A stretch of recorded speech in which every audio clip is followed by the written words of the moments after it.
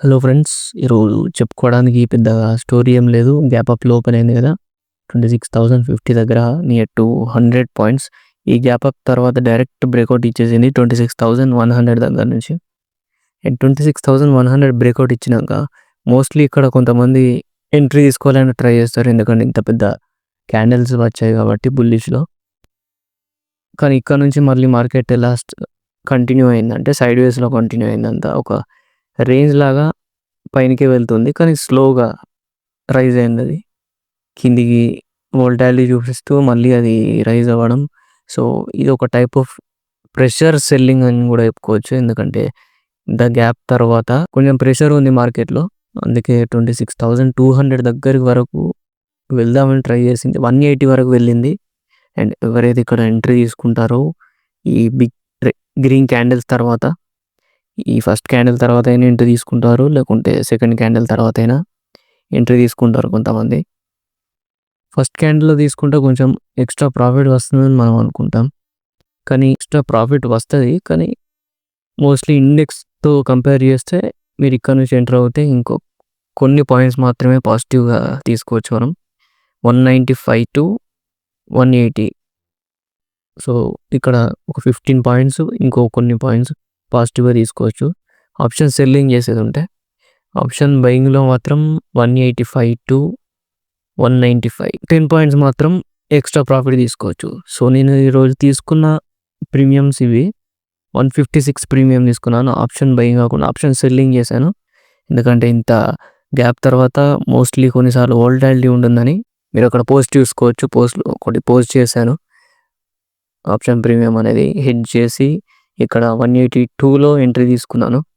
182-158లో exit అయ్యాను. Last moment of the మార్కెట్‌లో 23-24 points gain చేసుకొని.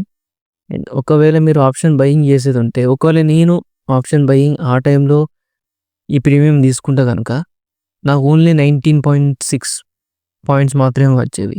అదే నేను ఆప్షన్ సెల్లింగ్ తీసుకున్నాక నాకు వచ్చిన పాయింట్స్ చూడండి 23.9. సో, ఇలా కొంచెం డీకే యాడ్ అవుతుంది కొన్నిసార్లు మాత్రమే.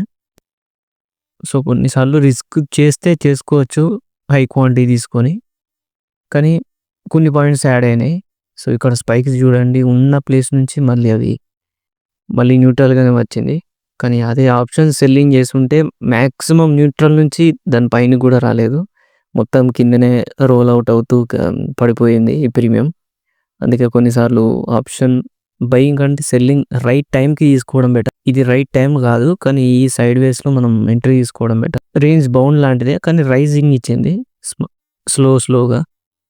ఈరోజు మార్నింగ్ ఓఐ డేటా చూస్తే 26,000 అండ్ 26,100 బిలో ఇంకా సపోర్ట్ లెవెల్ స్ట్రాంగ్‌గా బిల్డ్ అయ్యాయి.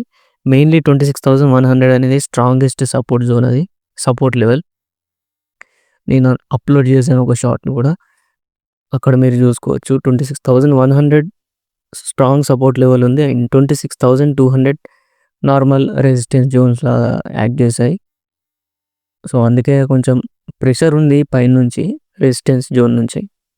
అందుకే నియర్లీ ఒక 20 పాయింట్స్ దగ్గర వరకు గ్యాప్ తీసుకుంది. లేకుంటే అది 26,200 కూడా రీచ్ అయ్యేది. కానీ ఇలా రీచ్ అవుతే మినిమమ్ ఒక 20 పాయింట్స్ ఎక్స్ట్రా వచ్చేవి అంతే. అంతకు మించి మనకి ఎక్స్ట్రా పాయింట్స్ ఏం రావు. So, compared to spot price చూస్తే ఎగ్జాక్ట్లీ ప్రీమియమ్స్‌లో కూడా అంతే రోల్ అయ్యాయి. పాయింట్స్ కూడా గెయిన్ అవ్వడం, లూజ్ అవ్వడం గానీ. సో, ఈ రోజుకి ఇంతే ఫ్రెండ్స్. అండ్ మళ్ళీ నెక్స్ట్ వీడియోలో కలుద్దాం. Subscribe to option edge Telugu.